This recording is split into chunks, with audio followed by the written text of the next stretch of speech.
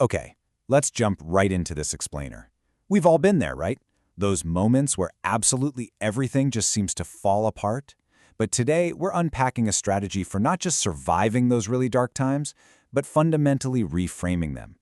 It brings up the ultimate question. Why do we go through such intense, painful stuff? And more importantly, how on earth do we survive it?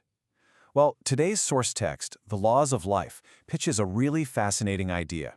It suggests that life is essentially a workbook, meticulously designed for our own spiritual growth. We're going to anchor ourselves in Chapter 2 today, which provides guidelines to prevent suicide and overcome misfortune. This section goes way beyond just offering vague comfort. It gives you hard, structural guidelines to overcome life's absolute toughest moments. So, here's our roadmap. We'll start with overcoming life's misfortunes, then hit youth's peak with heartbreak and academics. After that, we'll look at middle and old age, covering finances and illness, and wrap up with the concept of eternal life. Let's start with Section 1, Overcoming Life's Misfortunes and the Two Peaks of Despair. The author points out something really interesting. There are essentially two highly critical periods in our lives where we are the most vulnerable to despair. The source categorically divides these crises into two distinct peaks, youth on one side and middle to old age on the other. And here's the kicker. Because the reasons we lose hope are entirely different in each stage, they require completely different tools to overcome. Moving on to Section 2, Youth's Peak, Heartbreak, and the Delusion of First Love. So in that first peak, youth, acute emotional pain usually comes down to romantic failure. The text contrasts this delusion of first love with the reality of growth. Look, when we're young, we are so convinced that this one person is our only match in the entire world. But the reality? Almost nobody marries their very first love.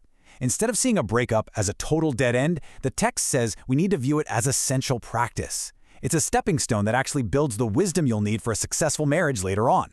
Because of this, the text makes a wonderfully blunt point. Ending your life over early romantic rejection is literally the height of folly. I mean, think about it. Once you pass 30, you wake up from those early illusions. Your perspective totally shifts, making that early despair look completely disproportionate in hindsight. Section 3. Still in youth's peak, but looking at academics and the elite school trap. The second massive hazard for young people is academic failure. Picture a student who has literally always been ranked number one. They've got these massive, elite school expectations. But then, they actually get into that elite environment, and suddenly they're surrounded by other absolute geniuses. Their ranking completely tanks. This sudden reality check can cause a catastrophic collapse in their self-image, simply because they haven't realized yet that the real world operates like a pyramid. Relative rankings are inevitably going to shift. To get through this, you've got to make a vital mental pivot. Your value as a human being isn't permanently locked in by your early academic rankings. Remember that timeless wisdom. When one door closes, another opens. Failing to be the absolute best in one specific arena, it just means a different, more suitable path is opening up for you somewhere else. Let's shift gears to Section 4, Middle and Old Age, Tackling Finances and Letting Go of Vanity. Now we're getting into the heavier, chronic burdens of that second peak, starting with financial ruin. The guidelines here are highly practical, but also deeply spiritual. Rule number 1, completely discard your unreasonableness and vanity. Pride is literally your worst enemy when it comes to survival here. Keep your debt strictly within 30% of annual sales. And this is absolutely crucial. Never, ever use life insurance payouts as a way to escape debt. Instead, use this severe hardship to actually awaken to a deeper faith and manage the crisis practically rather than tragically. Section 5, Middle and Old Age, Facing Illness and the Four Sufferings. This builds right into the second major crisis of later life, declining physical health. To process this, the text brings in a classic Buddhist concept called the Four Sufferings. This completely reframes illness. It's not a punishment or just terrible luck, but an inescapable reality. Every single human has to face the suffering of birth, aging, sickness, and death. It's just part of the human experience. Building on that acceptance, the text gives us a very actionable framework. First, just accept illness as a built-in part of your life script. While it does point out that many modern illnesses are actually lifestyle diseases stemming from poor stress management, the most profound advice here is about how you use your time while you're sick. Even when you're battling a severe illness, utilize that situation for internal spiritual training.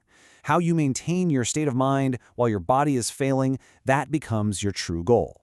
Finally, Section 6, Eternal Life and Reframing the Struggle.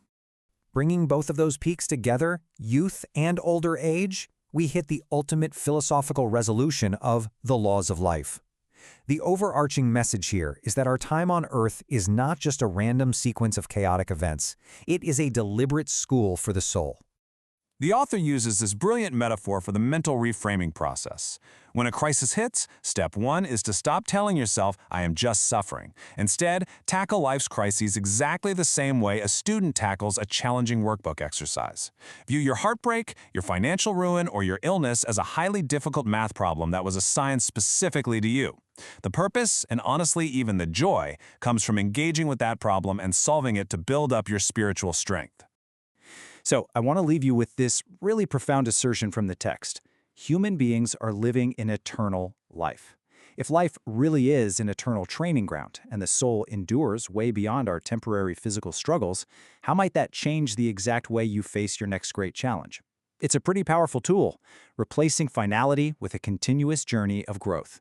Thank you so much for joining me for this explainer, and as always, keep learning.